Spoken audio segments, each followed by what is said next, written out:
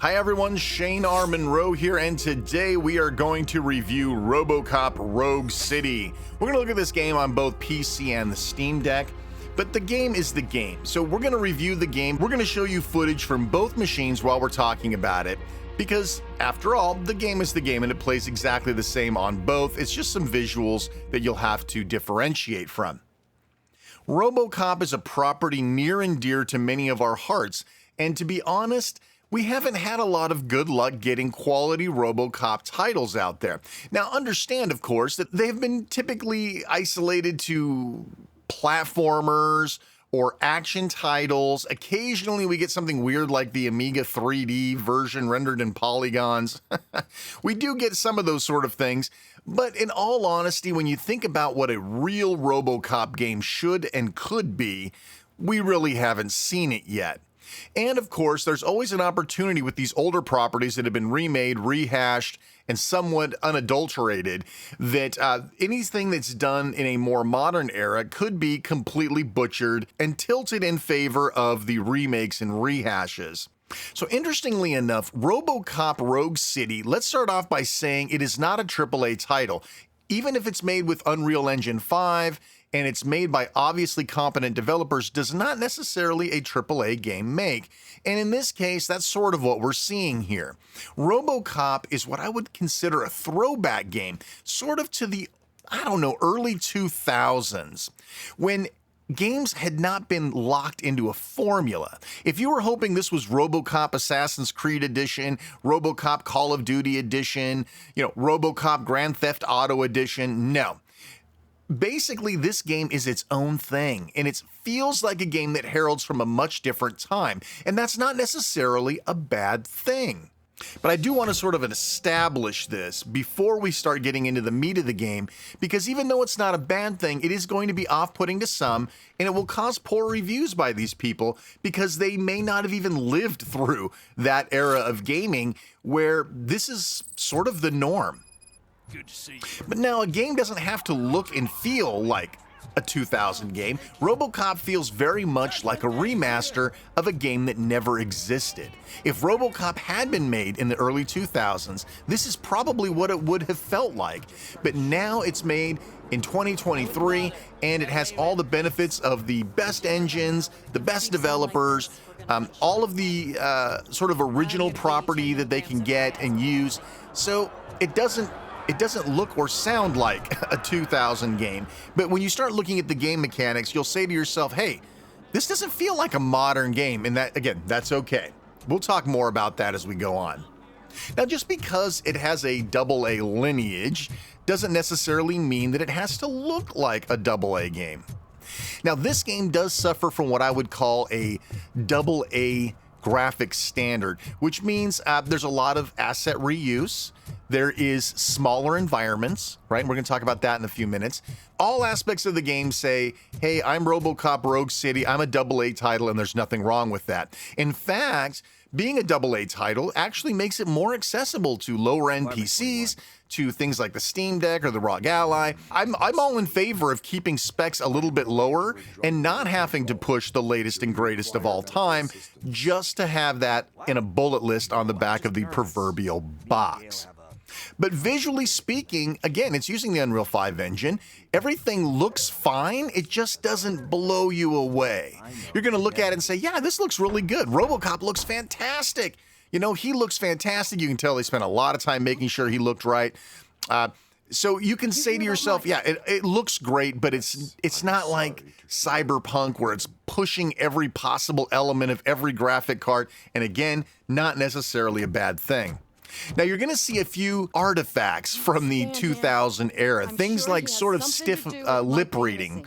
Right now, this game is fully voiced, and that's great. I mean, if you're going to do a modern game, I don't care what the IP is, it needs to be fully voiced over.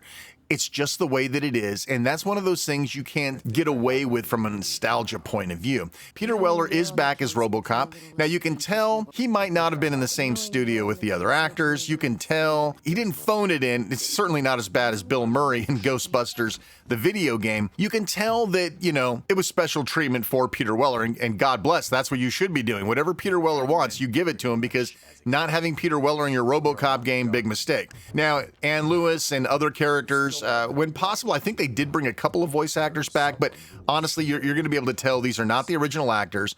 Lewis does a pretty good job. Whoever it is that voices her, I wish I had the name in front of me, but I don't.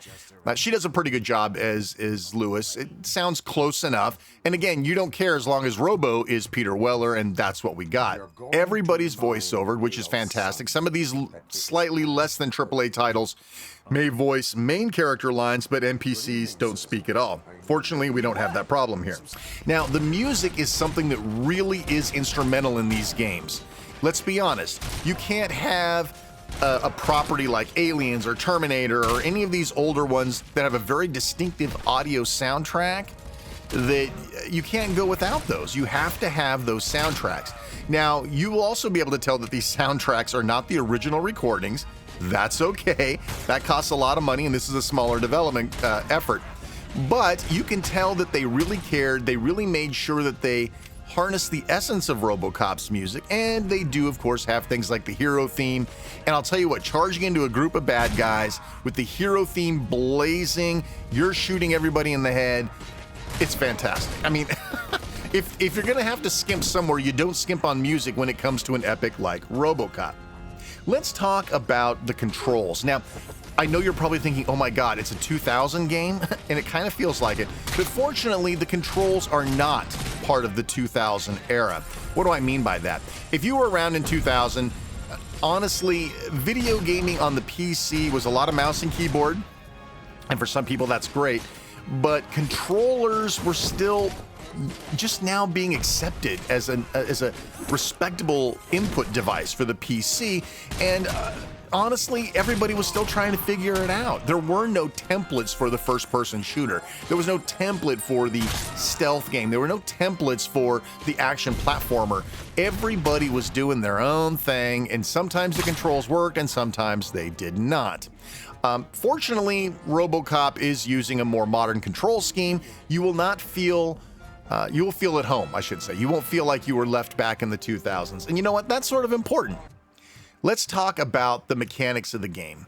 The game jumps around to a couple of different major types of evolutions.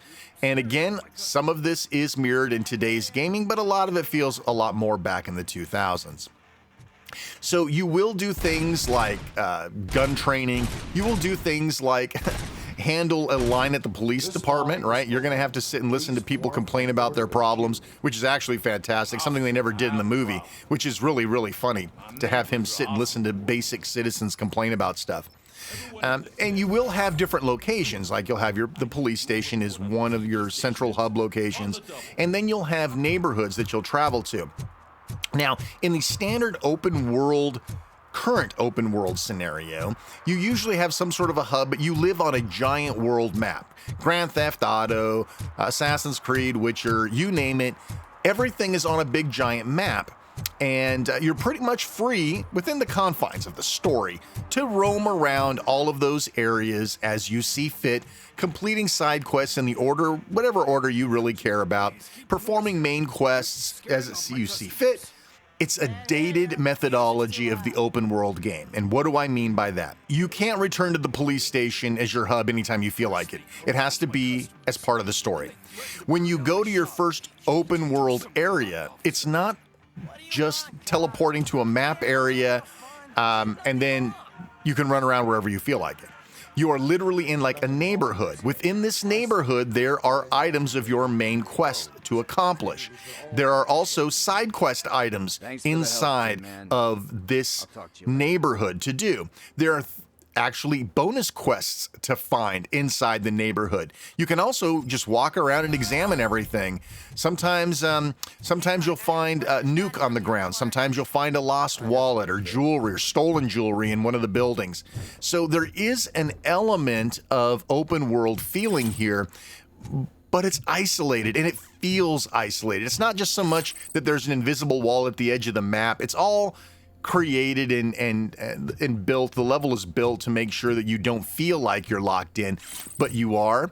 And the area is big enough to where you don't feel like it's one of those super confined, simulated open world. But at the same time, those of us who are used to just swinging on a web all the way across town, or hopping on a mechanical beast and riding across the whole map in Horizon Zero Dawn, this doesn't exist here.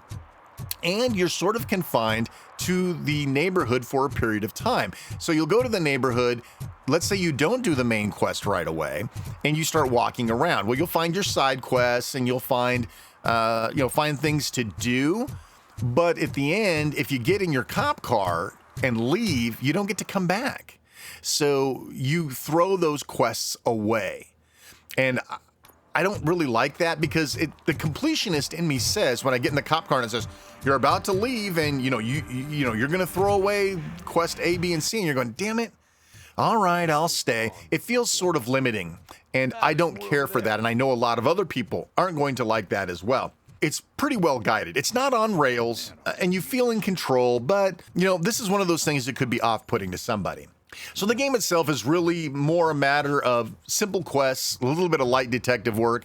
There's some really interesting mechanics with the way that RoboCop can look at a crime scene, zoom in on a particular element of the crime scene. There's nothing challenging, though.